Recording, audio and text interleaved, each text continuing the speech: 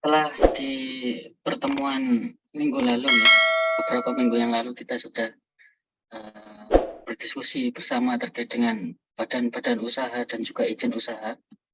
Nah, kali ini kita melanjutkan, Bapak Ibu, ketika usaha tersebut sudah kita buat dan sudah kita jalankan, maka perlu ada beberapa hal di luar kegiatan produksi, kegiatan usaha yang juga kita perhatikan bersama terkait dengan eksternalitas, etika bisnis, dan tanggung jawab sosial.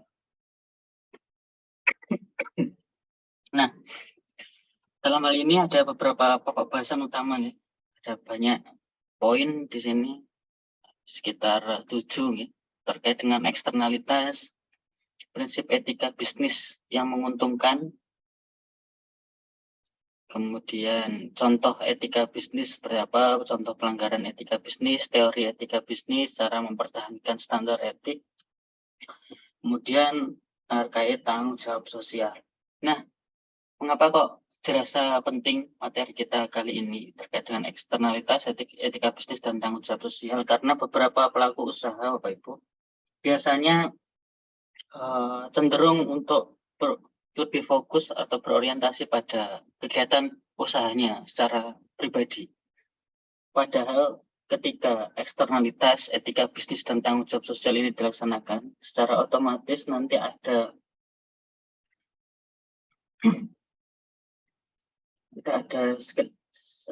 anggapan dari lingkungan sekitar usaha yang lebih baik sehingga nanti dapat menunjang kegiatan bisnis tersebut dapat berjalan dalam jangka waktu yang lebih lama. Nah, pada kali ini kita awali pada materi terkait dengan eksternalitas. Nah,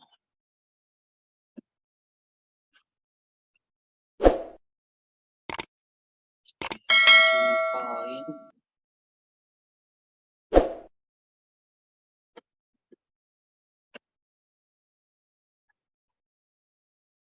oke, eksternalitas. Beberapa pelaku usaha terkadang mengesampingkan untuk bagian eksternalitas, Bapak Ibu, karena anggapannya titik fokus utama ke pelaksanaan usaha itu terletak pada produksi, distribusi, dan konsumsi untuk memecahkan 3 masalah ekonomi klasik, yaitu apa produk yang dibuat, kemudian bagaimana produk itu dibuat, lalu yang terakhir untuk siapa produk tersebut dibuat. Padahal ketika eksternalitas ini diperhatikan oleh pelaku usaha, nanti dapat menunjang kegiatan usaha dan secara prestis, nanti kegiatan usaha tersebut akan dianggap baik pada lingkungan sekitar usaha tersebut. Tetapi biasanya eksternalitas ini dikesampingkan karena perlu adanya biaya lebih untuk merawat hubungan antara bisnis yang sedang dijalankan dengan masyarakat lingkungan sekitarnya. Oleh karena itu, dalam hal ini, dalam materi eksternalitas kita rangkum pada pemanfaatan, pengadaan, dan pengelolaan yang dampak-dampaknya kegiatan produksi ketika pengadaan, pemanfaatan, dan pengelolaan. Di sini terletak eksternalitas dalamnya, yaitu terkait dengan kerugian atau keuntungan atau dampak sosial yang diderita masyarakat ketika melakukan 3P, baik itu dari barang publik atau barang swasta. Nah,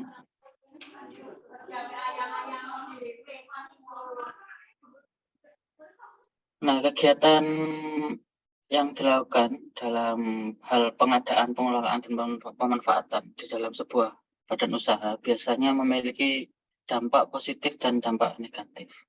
Kerugian atau keuntungan yang terjadi secara dampak sosial yang diderita oleh masyarakat sekitar usahanya dapat dilihat ketika dampak positifnya.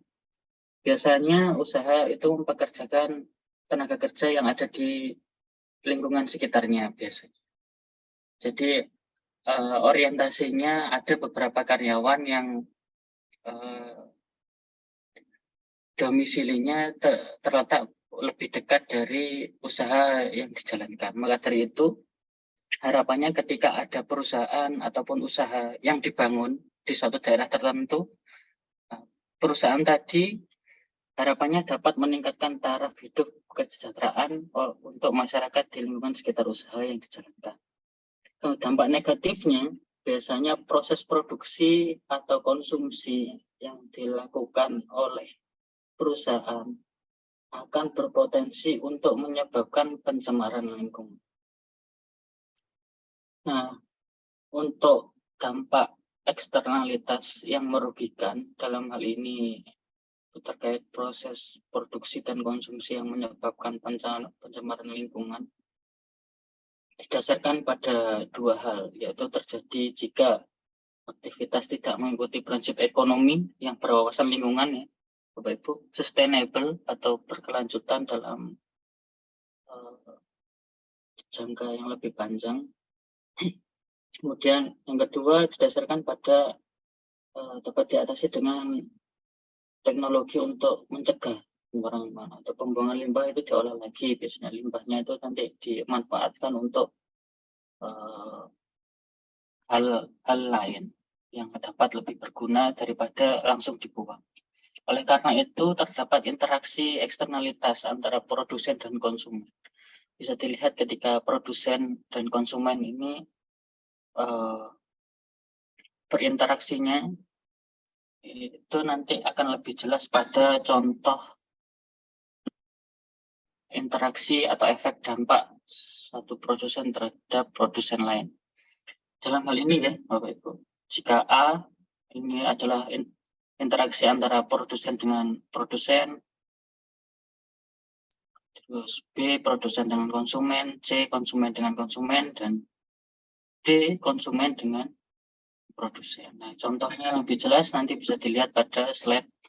Nah, ini salah satu dampak produsen terhadap produsen, di mana eksternalitas produsen ini terjadi ketika output dan input yang digunakan oleh satu perusahaan mempengaruhi output dan input yang digunakan oleh perusahaan lain.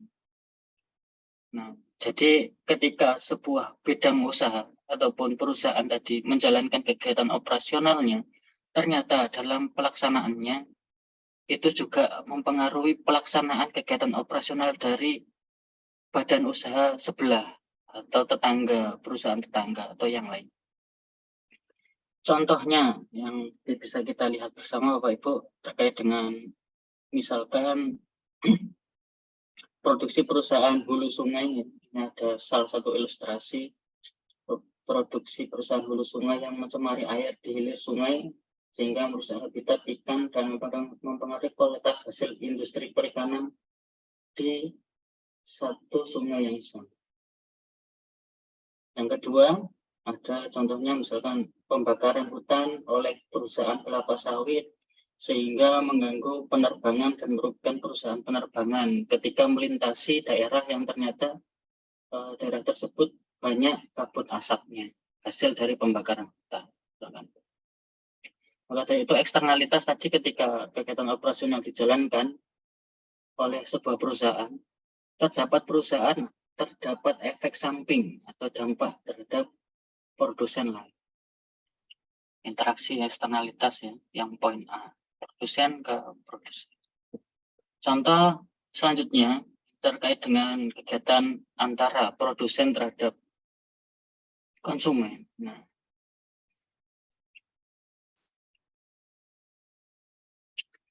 bagaimana interaksi eksternalitas antara kegiatan produsen terhadap konsumen ini dapat terjadi?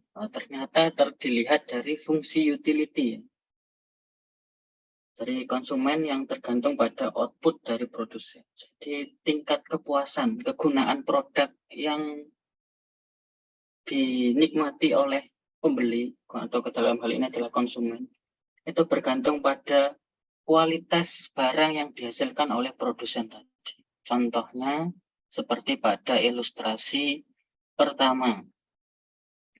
Misalkan di sini kasus polusi suara oleh pesawat udara bagi yang bertempat tinggal di dekat bandara. Misalkan kalau yang tempat tinggalnya ada bandaranya Bapak Ibu, biasanya pesawatnya landing ataupun pesawatnya sedang beroperasi, atau mungkin pesawatnya lagi dipanasi. Itu suara mesin pesawat akan terdengar. Ataupun nanti rumahnya terdekat di dekat rel kereta misalkan. Ketika keretanya melintas biasanya ada polusi suara, ya, berisik dan lain sebagainya. Nah, polusi suara kereta ya, yang bagi bertempat tinggal di dekat stasiun atau jalur lintas kereta. Kemudian ilustrasi kedua, di sini udara kotor yang dihirup oleh masyarakat yang bertempat tinggal di sekitar pabrik. Nah, ini yang jadi studi kasus pada banyak bidang ya, polusi udara. Ada polusi suara, ada polusi udara. Nah, dalam hal ini nanti kegiatan produsen yang berdampak pada kegiatan dari konsumen. Produsennya tetap beroperasi, pesawatnya tetap beroperasi, keretanya tetap beroperasi, tetapi karena ada polusi suara, karena rumah kita terletak di dekat bandara atau stasiun, maka kegiatan kita jadi terganggu. Nah, eksternalitas ini perlu diperhatikan oleh beberapa pelaku usaha. Contoh yang ketiga, dalam hal ini adalah efek atau dampak eksternalitas yang dirasakan dari konsumen terhadap konsumen. Ini contoh yang paling sederhana ketika kita bisa melihat aktivitas seseorang atau kelompok tertentu ya Bapak Ibu, yang mempengaruhi atau mengganggu fungsi kepuasan konsumen lain saat menggunakan produk yang dia beli. Contoh misalkan di sini ada ilustrasi orang yang mengendarai motor secara ugal-ugalan dapat mengganggu atau membahayakan pengendaraan lain. Ini kalau misalkan orang yang mengendarai motor secara ugal-ugalan mengganggu dan membahayakan pengendara lain, nah itu biasanya ketika ada yang memberikan peringatan, ngiling no ya bahasa Indonesia, bahasa Jawanya.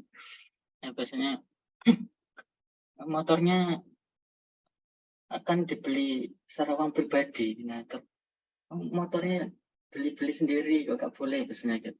Padahal konsumen ketika membeli sebuah produk, oke, mungkin dia menikmati kualitas produk yang dihasilkan karena dia beli atas dasar keinginannya sendiri ataupun yang lainnya, sehingga kepuasan dalam menikmati sebuah produk yang dia miliki itu ternyata tidak bisa sebebas yang dia kira. Harusnya ketika kita membeli produk kita bisa memanfaatkannya, fungsi utilitasnya itu dimanfaatkan secara bijak, sehingga eksternalitas atau efek dampak dari konsumen terhadap konsumen lain itu tidak terjadi.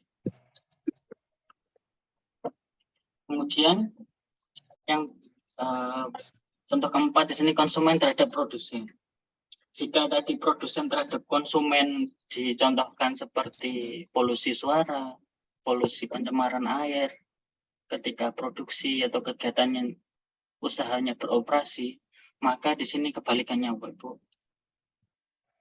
Misalkan ini contoh ilustrasi ya, untuk terkait dengan kegiatan konsumen terhadap output perusahaan, pengaruh output perusahaan misalkan.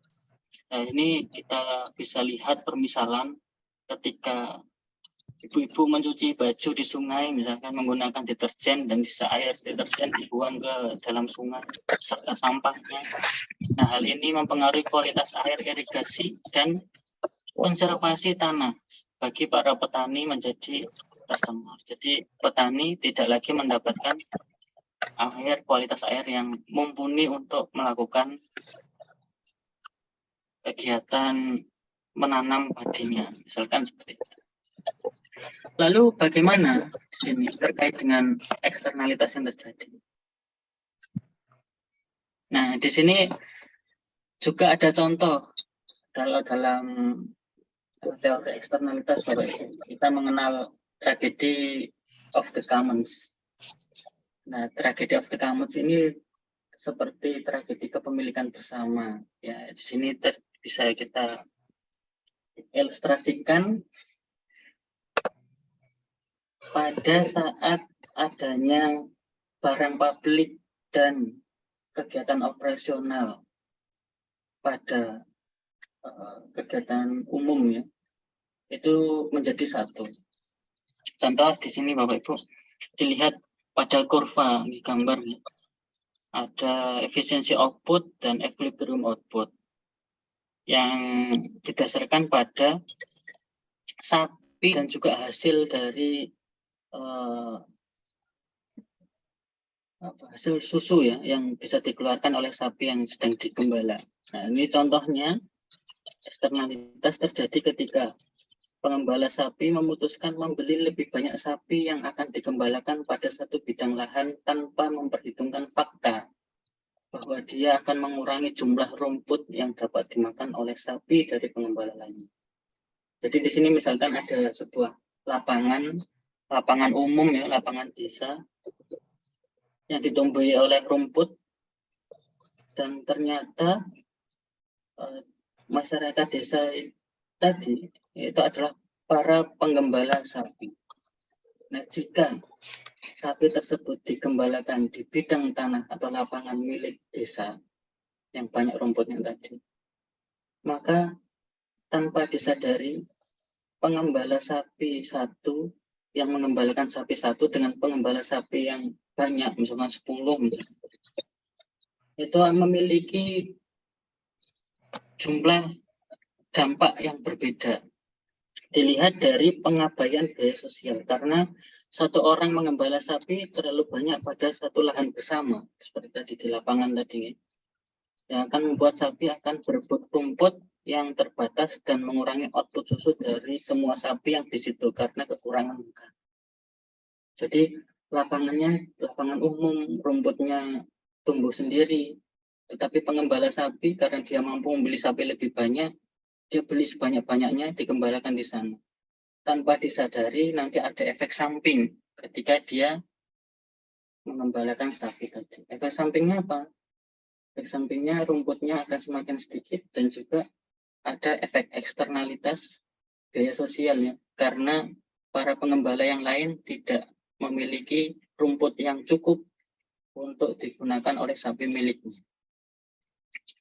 Oleh karena itu, untuk perumusan eksternalitas ini, dampak sosial yang kita bahas tadi, entah itu interaksi antara produsen dengan produsen, produsen dengan konsumen, konsumen dengan produsen, atau konsumen dengan konsumen, perlu adanya solusi. Nah, biasanya para pelaku usaha di sini menggunakan landasan teorema kuase dalam mengambil sebuah keputusan untuk mengatasi eksternalitas yang diciptakan dari kegiatan operasional usahanya. Nah, ini salah satu studi kasus Bapak Ibu ketika pihak swasta, dalam hal ini perusahaan atau badan usaha pribadi seseorang yang fokus untuk penyelesaian terhadap eksternalitas yang disebabkan karena kegiatan operasional usahanya. Misalkan kita ambil contoh. Kita ambil contoh di sini, misalkan studi kasusnya yaitu pada PT Ciwikimia. Kita ambil contoh ya, permisalan ilustrasi studi kasus PT Ciwikimia setelah diketahui melakukan pencemaran lingkungan dengan membuang limbah berbahaya ke sungai. Mulai melakukan pemulihan sungai sebagai bentuk tanggung jawab sosial terhadap pencemaran yang terjadi. Nah, hal ini dibantu oleh LSM, Lembaga Swadaya Masyarakat, dan masyarakat sekitar usahanya, lingkungan usaha yang dijalankan. Maka perusahaan melakukan berbagai macam program pemulihan kondisi ekosistem sungai dan melakukan rehabilitasi kondisi air sehingga air itu layak untuk digunakan bagi rumah tangga yang ada di sekitar wilayah perusahaan atau lingkungan usaha tersebut. Nah, salah satu contohnya yaitu Yang pertama ada private solution atau solusi pribadi dari PT tadi ya, untuk mengatasi eksternalitas yang dia timbulkan karena membuang limbahnya di sungai, yaitu dari CSR, Corporate Social Responsibility, yang biasanya sebuah usaha ataupun perusahaan ini menciptakan program CSR ataupun ada divisi sendiri yang dimaksudkan untuk meningkatkan kepedulian terhadap masalah sosial dan lingkungan di sekitar usaha perusahaannya. Atau mungkin didasarkan pada teorema kuasa. Dalam hal ini mengatasi masalah eksternalitas tanpa perlu intervensi pemerintah. Jadi mereka merasa tidak perlu adanya sokongan dari pemerintah terkait dengan penyelesaian masalah yang ditimbulkan oleh perusahaan pribadi. Nah, dalam hal ini, jika pihak-pihak yang terkait dalam melakukan tawar-menawar mengenai alokasi sumber-sumber daya tanpa harus mengeluarkan biaya atau biaya kurang dari tambahan mengatasi eksternalitas perusahaan, maka yang dilakukan adalah seperti pada rumus yang di bawahnya, yaitu keseimbangan tawar-menawar solusi eksternalitas mungkin bisa 50-50 antara perusahaan dengan masyarakat itu sendiri, atau mungkin nanti tawar-menawarnya dalam persentase tertentu yang disepakati. Untuk mencapai keseimbangan tadi, maka perusahaan tidak ingin mengeluarkan biaya lebih untuk eksternalitas. Ditambah masyarakat pecinta lingkungan hanya ingin mengabdi untuk lingkungan berkelanjutan. Jadi ada titik temu antara perusahaan yang yang mengesampingkan eksternalitas karena takut mengeluarkan biaya yang lebih dengan hadirnya masyarakat pecinta lingkungan di lingkungan sekitar perusahaan tadi. Maka menurut teorema kuasa, meskipun biaya tambahan untuk mengatasi eksternalitas itu dikurangi, tapi dengan menghadirkan para pecinta lingkungan itu dapat teratasi.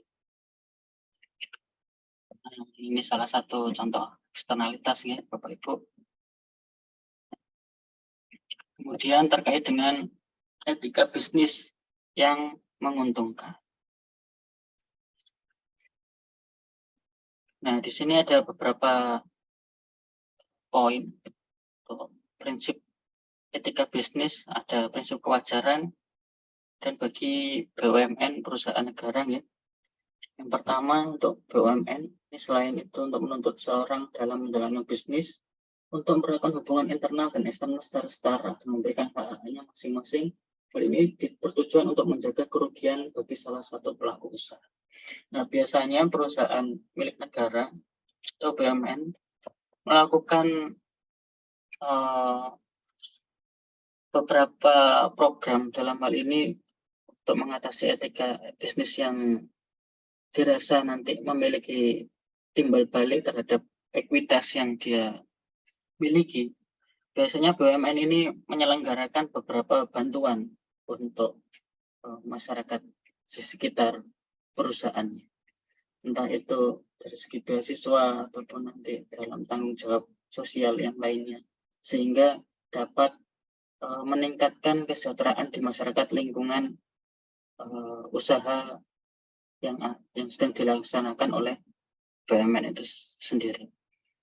Karena nanti dengan adanya menjaga hubungan baik ya, antara bidang usaha atau perusahaan dengan lingkungan masyarakat, maka nanti akan memperlama waktu atau masa siklus perusahaan tersebut dapat berjalan. Nah, kemudian ada prinsip kewajaran dari etika bisnis. Dalam hal ini, pelaku bisnis harus mengelola dan menjalankan usahanya dengan sebaik-baiknya agar kepercayaan konsumen atau pihak lain tetap terhadap perusahaan tetap terjaga. Sama ya. Dalam hal ini nanti demi menjaga reputasi perusahaan supaya tetap bisa beroperasi dalam jangka waktu yang lebih lama, dalam jangka panjang. Maka dari itu kita bisa memaknai etika bisnis itu sendiri, Bapak Ibu. terkait dengan pengertian dari etika bisnis itu sendiri, itu didasarkan pada prinsip-prinsip moral yang dijadikan pedoman atau panduan untuk bisnis yang sedang dijalankan, sehingga seluruh aspek yang berkaitan dengan bisnis itu memiliki unsur-unsur seperti nilai, norma-norma, dan perilaku adil, baik, sehat, profesional. Tidak hanya dari segi pelaksanaan kegiatan operasional saja, tetapi juga hubungan baik dengan masyarakat di lingkungan sekitar usaha. Nah, dalam hal ini, salah satu contoh dari etika bisnis, Bapak Ibu,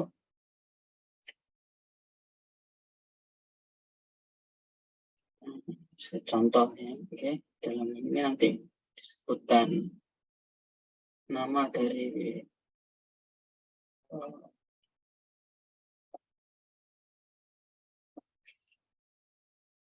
sebutkan nama lengkap, kemudian berdiri, memperkenalkan diri, ucapan terima kasih, jangan duduk sambil menyelang kaki, kita rumah yang harus membayar. Nah, dalam hal ini beberapa etika bisnis yang harus dilaksanakan dan dilakukan oleh para profesional, para pelaku usaha biasanya, supaya untuk dapat menjaga hubungan baiknya dengan lingkungan sekitar usahanya. Dan contoh etika dalam berbisnis ini adalah gestur bagi para pemilik usaha sebagai upaya untuk menunjukkan keberanian dan integritasnya dalam menjalin hubungan terhadap masyarakat di sekitar usaha yang sedang dijalankan tadi. Kemudian ada contoh pelanggaran etika bisnis.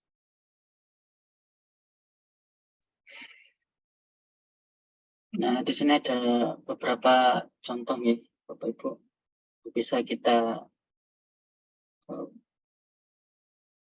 Bisa lihat pada materi yang ada. Di sini pelanggaran, yang pertama pelanggaran hukum, yang kedua pelanggaran kejujuran. Nah, adanya pelanggaran etika bisnis ini ditujukan karena pelaku usaha supaya dapat menjalankan bisnis dengan maksimal, tetapi ada beberapa poin yang ternyata diabaikan, sehingga menjadi contoh-contoh pelanggaran dalam beretika ketika seseorang itu melakukan atau menjalankan bisnisnya. Yang pertama, seperti pelanggaran hukum, kita contohkan, Bapak Ibu, pelanggaran hukum terjadi ketika adanya sebuah perusahaan yang melakukan PHK namun tidak memberikan pesangon sama sekali. Itu sebenarnya dalam aturan ada Undang-Undang Ketenagakerjaan, nah, itu tidak diperkenankan. Kecuali ada kondisi-kondisi tertentu ya. Maka dari itu harusnya etika dalam berbisnis juga memperhatikan beberapa poin yang meskipun hal itu dianggap perusahaan dapat menambah biaya ataupun mengurangi keuntungan yang diterima saat kegiatan operasional perusahaan dijalankan. Kemudian ada pelanggaran kejujuran. Dalam hal ini nanti kita bisa lihat contoh ilustrasinya ketika perusahaan yang dapat dikatakan berhasil terhadap kejujuran agar mereka tidak memberikan harga yang sejujurnya pada konsumen serta kualitas-kualitas dari barang yang ditawarkan. Biasanya harganya murah tapi dikatakan barang ini harganya mahal loh, Bapak Ibu misalnya gitu. Ataupun kualitasnya itu sebenarnya ada beberapa level ya. Ada yang baik, menengah, jelek ya. Padahal itu kualitasnya menengah, tapi ini wis dikatakan ini sudah terbaik ya. Barang ini kualitasnya bisa awet, akhirnya ada yang beli karena pelanggaran kejujuran tadi. Itu salah satu pelanggaran etika dalam berbisnisnya. Jadi beberapa pendekatan dalam pasar yang didasarkan pada etika bisnis, meskipun orientasinya tetap profit, tetapi harapannya tidak melanggar pada etika-etika bisnis yang ada. Nah, di sini salah satu contoh teoritis. Secara teoritis di sini ada beberapa teori, ada 4 Bapak Ibu. Di dalam pelaksanaan usaha, harapannya juga memiliki landasan akademik yang kuat. Dan landasan akademik yang kuat juga dipengaruhi oleh bagaimana kualitas pemahaman kita sebagai pelaku usaha terkait dengan teori-teori yang tersedia. Nah, secara umum, teori-teori ini memang berbicara tentang bagaimana perilaku berbisnis yang baik dan menyesuaikan dengan norma-norma yang ada. Tetapi dalam teori etika bisnis, ada yang perlu kita pelajari secara lebih detail terkait dengan penjelasan antara teori keutamaan, teori hak, teori deontologi, dan teori teologi. Dari teori keutamaan, yang nomor pertama Bapak Ibu, di teori keutamaan ini didasarkan pada bagaimana sudut pandang kita sebagai pelaku usaha terkait dengan bagaimana seseorang itu bisa bersikap. Dan sikap ini akan mempengaruhi kualitas dari bisnis yang kita jalankan. Perilaku atau sikap yang baik, Bapak Ibu, dari seorang pelaku usaha akan menciptakan watak dan karakter yang baik juga dari bisnis usaha ataupun perusahaan yang sedang kita bangun. Oleh karena itu, anggapan secara moral dari mitra usaha ataupun konsumen ataupun orang awam akan juga mengikuti seperti sikap yang kita bentuk sebagai branding dari usaha yang kita jalankan.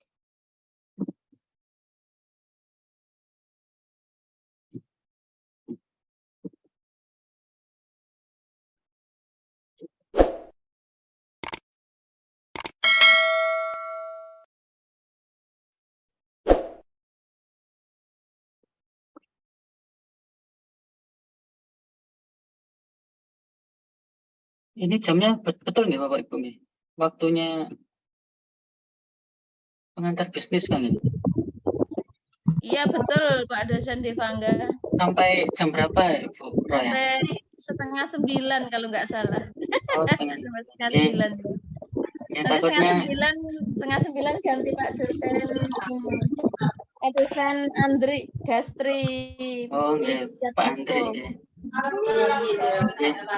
Berarti nggih sekitar 15 menit lagi nggih Bapak Ibu.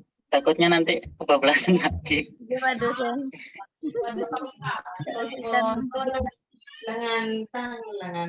Oke, Bapak Ibu.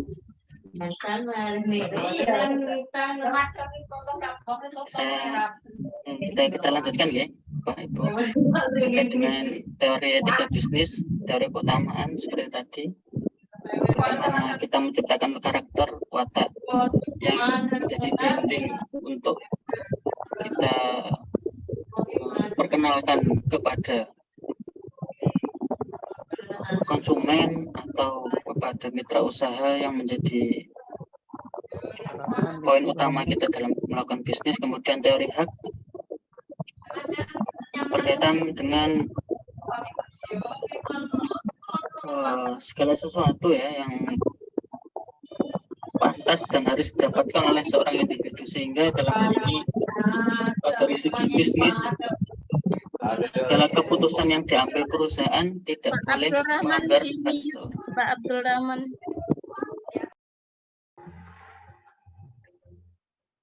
Oke, yang ketiga,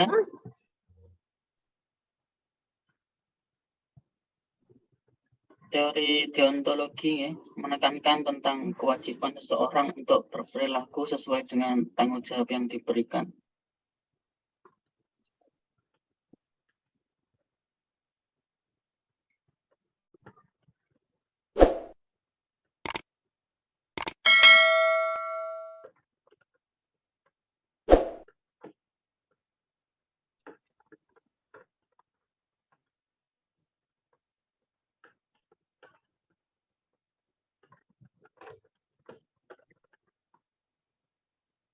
Dari teori deontologi, Bapak Ibu, misalkan kita sedang bekerja dalam sebuah perusahaan dan bertugas untuk menangani pada bagian pemasaran produk misalkan. Maka sesuai teori deontologi dalam etika bisnis, kita harus melaksanakan tugas tersebut dengan baik. Dari itu, teori deontologi bukan melihat terkait dengan hak, tapi didasarkan pada kewajiban seseorang untuk berperilaku sesuai dengan tanggung jawab yang diberikan atau tanggung jawab yang diamanahkan. Kemudian yang keempat ada teori teologi. Teologi ya, di Bapak Ibu dari kata dasar telos dari bahasa Yunani yang artinya tujuan atau akhir. Jadi dalam teori teologi ini menganggap jika bisnis yang etis adalah bisnis yang berhasil menciptakan keseimbangan antara apa yang dia lakukan, apa yang menjadi kegiatan operasionalnya dengan baik, dan tujuan akhir dari perusahaan tersebut yang ingin dicapai. Sehingga dengan kata lain, teori ini mendasarkan pada konsep-konsep keselarasan. Bagaimana nanti teori ini bekerja, apakah kegiatan operasionalnya baik, untuk merawat karyawannya baik, mungkin terkait dengan dampak sosial tadi ya, eksternalitasnya itu ditangani. Kemudian tujuan akhirnya, outputnya tetap dicapai, dia tetap laba atau profit misalnya, meskipun tenaga kerjanya digaji tinggi, terus mendapat biaya lebih untuk mengurus dampak-dampak sosial, dan juga kegiatan operasional dapat berjalan dengan baik, tetapi ternyata tujuan akhirnya tetap tercapai. Teori deontologinya. Keseimbangan antara kegiatan dan tujuan akhir yang sama-sama baiknya. Kemudian selanjutnya Bapak Ibu di sini cara mempertahankan standar etika.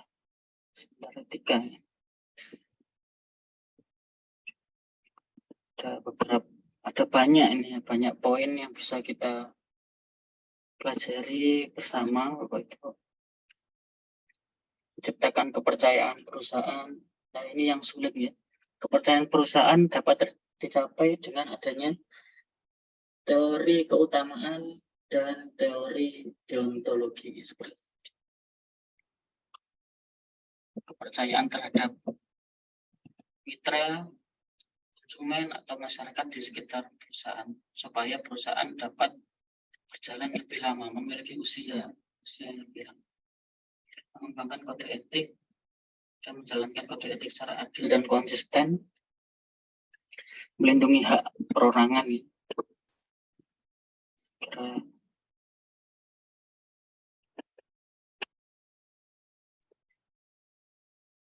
Saya kira ini cukup jelas Bapak Ibu. Kemudian yang kedua ada tanggung jawab sosial. Tanggung jawab sosial ini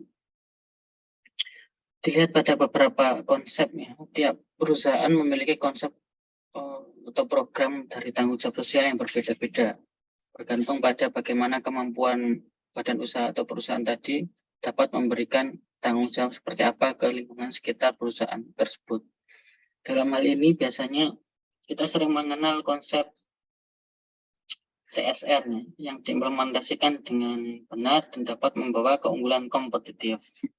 Nah, dalam pembahasan kita ya, di konsep tanggung jawab sosial kali ini, biasanya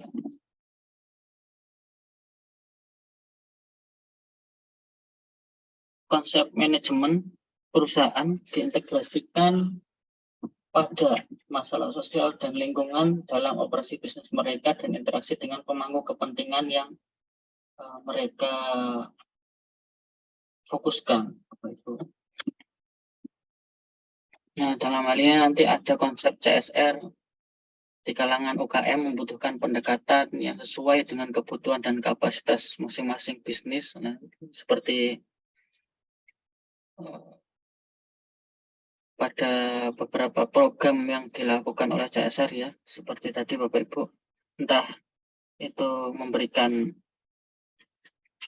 bantuan ataupun bantuan sosial ya, di lingkungan sekitar perusahaan yang dijalankan, atau mungkin terdapat beasiswa bagi anak-anak ya, anak-anak dari para pekerja yang ada di sana, atau mungkin perusahaan yang dijalankan itu tanggung jawab sosialnya terletak pada bagaimana perusahaan tadi dapat menyaring tenaga kerja di lingkungan sekitar perusahaan itu lebih dominan, sehingga kesejahteraan yang didapat, laba yang didapat dari perusahaan akan terserap oleh masyarakat di lingkungan sekitar itu sendiri.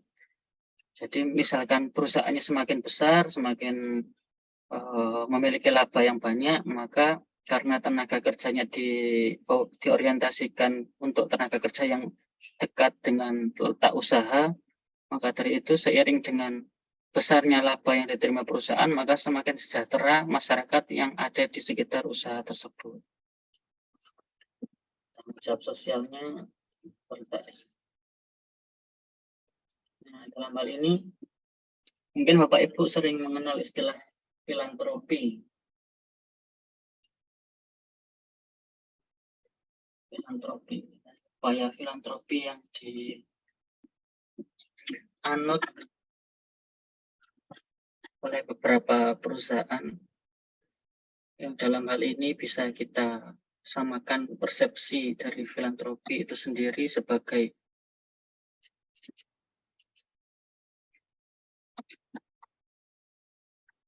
aktivitas atau kegiatan ya yang dilaksanakan dengan sukarela, yang dilakukan secara terorganisasi karena dorongan rasa peduli terhadap sesama untuk mengatasi masalah sosial kemanusiaan dan memajukan kepentingannya secara umum. Dalam hal ini perusahaan akan memahami bahwa kesuksesannya tidak hanya membutuhkan inovasi yang berkelanjutan, tetapi juga membangun generasi berikutnya yang mampu memahami, menggunakan, dan meningkatkan teknologi yang ada. Oleh karena itu, bisa kita lihat ilustrasinya pada contoh tempat cuci mobil lokal mungkin menawarkan pelatihan pencucian yang bertujuan untuk penggalangan dana acara keagamaan misalnya. Jadi tidak melulu kegiatan usaha atau perusahaannya itu didasarkan pada profit materi, tetapi dalam hal ini adalah keuntungannya didasarkan pada niat baik dan juga reputasi yang baik ke lingkungan sekitar usaha itu sendiri. Kemudian ada misalkan contohnya restoran mengadakan malam penggalangan dana ketika hasilnya bermanfaat bagi sekolah atau badan amal setempat misalnya. Jadi seperti tadi Ibu, tidak hanya berfokus pada keuntungan materi yang didapat, tetapi juga pada peningkatan rasa kepercayaan masyarakat sekitar dan reputasi usaha ataupun perusahaan yang dijalankan. Yang kedua ada konservasi lingkungan, tanggung jawab sosialnya.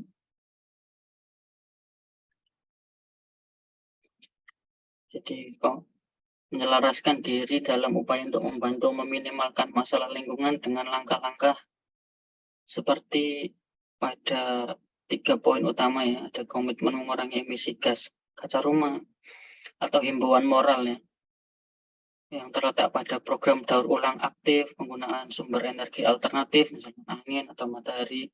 Nah, hal ini biasanya sudah dilakukan ketika perusahaan tersebut menganut sistem sustainable bagi atau berkelanjutan bagi siklus produknya. Maka dari itu sekarang banyak pengurangan tas kresek ya Bapak Ibu ketika kita berbelanja di supermarket ataupun di tempat pembelanjaan yang lainnya, biasanya tidak lagi disediakan tas kresek, jadi kita harus membawa tersendiri, biasanya seperti itu. Atau dari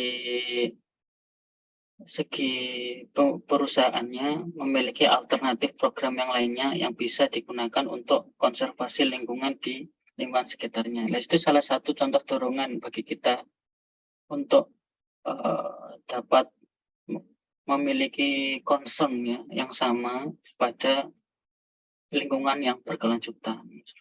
Salah satu dukungan dari perusahaan ataupun badan usaha ya seperti tadi, tidak mengurangi adanya penggunaan tas kresek misalkan. Jadi ya, lebih ke daur ulang. Atau mungkin bagi restoran tidak lagi menggunakan gelas plastik, tetapi menggunakan gelas kaca, misalkan. Atau mungkin tidak lagi menggunakan sedotan, tapi diganti dengan alternatif yang lainnya. Dan yang terakhir, Bapak, Bu, tadi ini jenis tanggung jawab sosial perusahaan mendukung upaya relawan dan kegiatan amal. Nah, jadi ini para pemimpin dari pelaku bisnis ya, yang cerdas dan tahu bahwa terlibat dalam komunitas secara produktif juga baik untuk perusahaan. Seperti tadi, tidak hanya keuntungan materi, tetapi juga ada keuntungan-keuntungan lain yang bisa didapatkan dari tingkat kepercayaan masyarakat ataupun dari respon ya, anggapan dari mitra kerja ataupun konsumen, supaya nanti bisnis yang dijalankan itu tetap dapat eksis dalam jangka waktu yang lebih lama.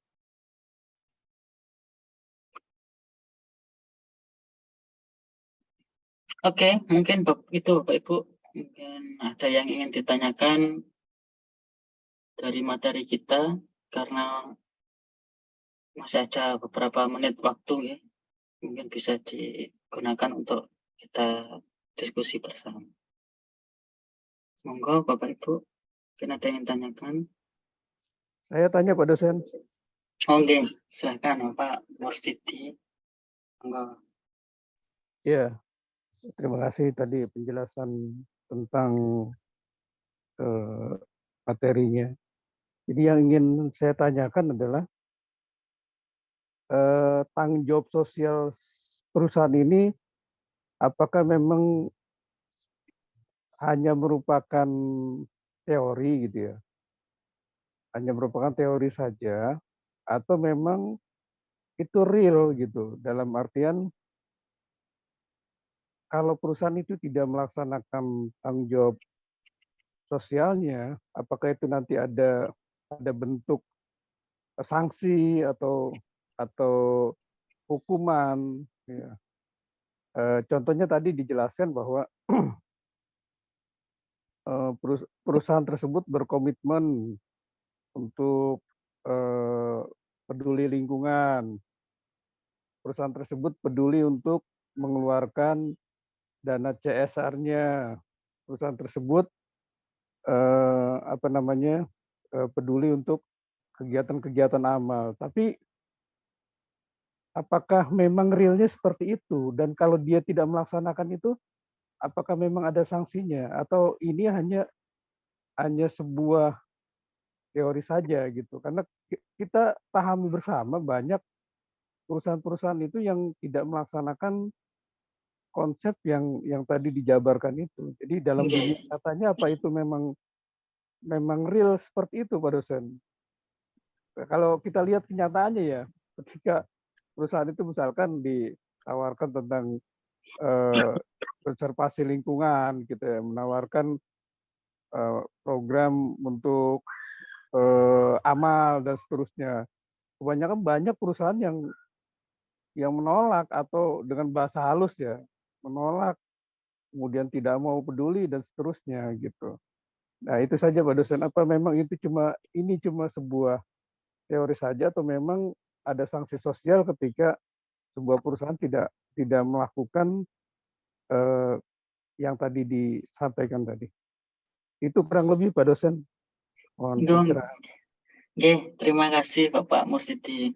Pertanyaan yang luar biasa nih terkait dengan fenomena yang ada di lapangan. Memang beberapa perusahaan banyak mungkin ya yang tidak lagi concern atau bahkan mengabaikan terkait dengan tanggung jawab sosial yang harusnya mereka juga memiliki perhatian khusus untuk menyelesaikan tanggung jawab sosial atas eksternalitas yang dikeluarkan. Karena tidak menutup kemungkinan Bapak Ibu jika kita membangun sebuah usaha ataupun ada perusahaan gitu, itu tidak memiliki efek atau dampak terhadap lingkungan sekitar itu sangat bahkan bisa jadi tidak mungkin ya. Karena pasti entah itu dari segi pengadaan, pengolahan, ataupun seperti tadi dari segi pemanfaatan barang yang sudah dijual pun itu juga memiliki dampak yang negatif. Meskipun dampak positifnya juga sebenarnya ada. Nah, beberapa perusahaan mengabaikan eksternalitas ataupun tanggung jawab sosial karena menganggap itu menambah biaya yang dibebankan oleh perusahaan. Maka dari itu sering sekali perusahaan itu tidak lagi mengabaikan. Nah, untuk kondisi realnya harusnya perusahaan itu memiliki minimal beban moral ketika mereka melakukan proses produksi seperti pengolahan, pengadaan, bahkan ketika produk itu sudah dijualkan, pemanfaatan produk yang dilaksanakan oleh konsumen membeli produk, dan produknya itu ada unsur plastiknya. Nah itu plastiknya ketika dibuang sembarangan itu nanti kayak gimana? Nah itu harusnya memiliki analisis yang lebih mendalam terkait hal tersebut.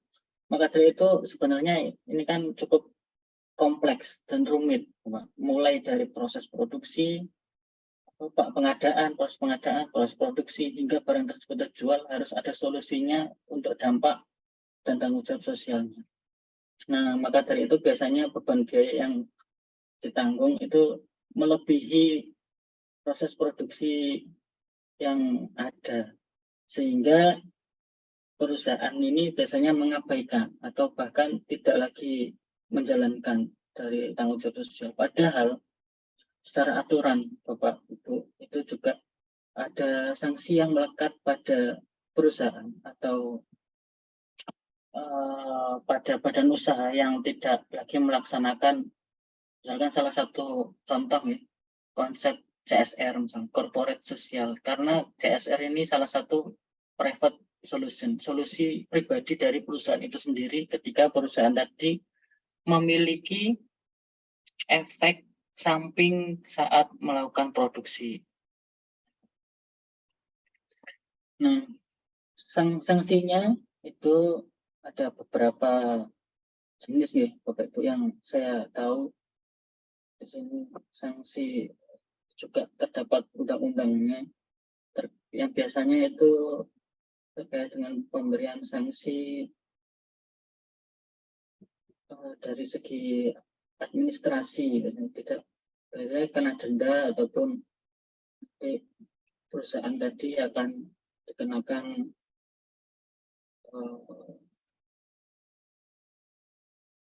terkait dengan sanksi administrasi berupa pidana denda ataupun perizinan.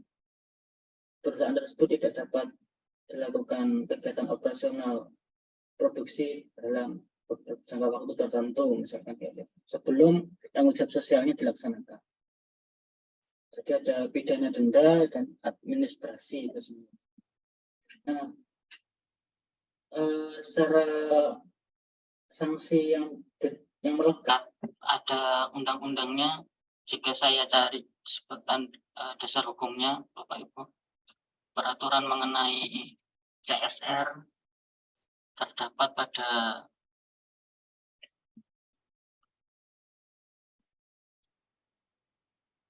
undang-undang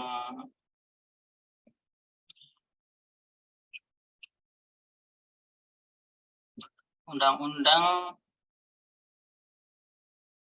pasal 34 dan juga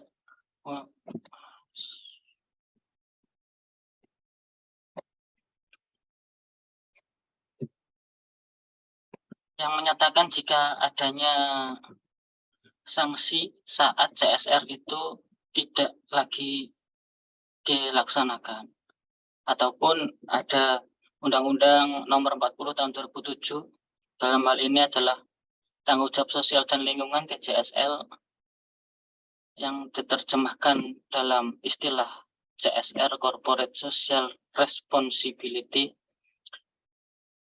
untuk konteks perusahaan dalam masyarakat Indonesia, yang mengartikan jika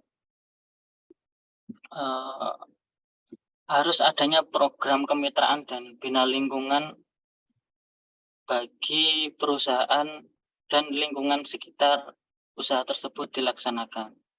Bahkan jika konsep CSR itu tidak dilakukan oleh sebuah badan usaha ataupun perusahaan, itu juga terkena pasal, di mana ada sanksi yang menyangkut sanksi administratif yang harus dipatuhi apabila tidak melaksanakan CSR. Seperti tadi ya. Maka dari itu pelaksanaan CSR ini harus ada komitmen bersama perusahaan untuk mendukung terciptanya pembangunan berkelanjutan atau sustainable development.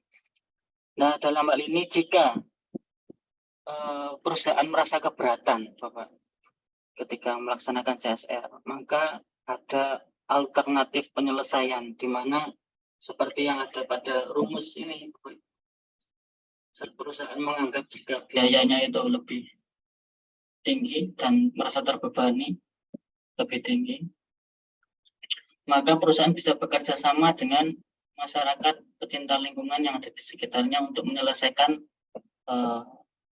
misalkan pencemaran ataupun polusi yang ada di sekitar usaha yang dijalankan tadi. Nah, sebenarnya ini harusnya tetap dilaksanakan, kan juga jadi tanggung jawab secara pribadi, Bapak Ibu. Tapi karena jika perusahaan tadi merasa biayanya terlalu besar, nah itu bisa ada pihak ketiga sebagai penengah, itu melakukan kerjasama atau berkolaborasi dengan lembaga-lembaga lain. Dalam hal ini misalkan masyarakat pecinta lingkungan tadi. Nah, untuk sanksinya Bapak, tadi ada sanksi pidana dan sanksi administratif berupa denda dan juga administratif ya, perizinan untuk pelaksanaan proses produksi yang di hold atau ditahan sampai tanggung jawab sosialnya dilaksanakan. Mungkin itu Bapak Mursyidi yang bisa saya sampaikan. Iya, Pak dosen, matur suwun. Oke. Baik, Bapak Ibu, mungkin itu ya untuk perkuliahan hari ini, karena waktunya sudah terlewati.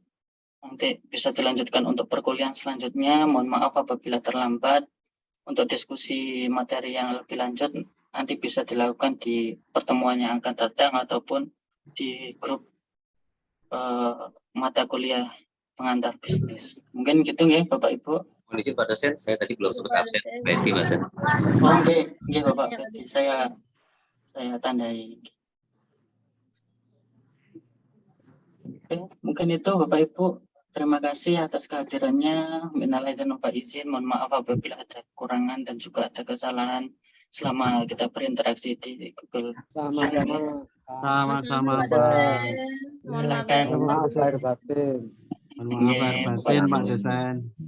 Silakan dilanjutkan Bapak Ibu untuk Sami, Pak. Oke, saya akhiri, sampai jumpa di minggu depan. Wassalamualaikum warahmatullahi wabarakatuh. Waalaikumsalam warahmatullahi wabarakatuh. Waalaikumsalam warahmatullahi wabarakatuh.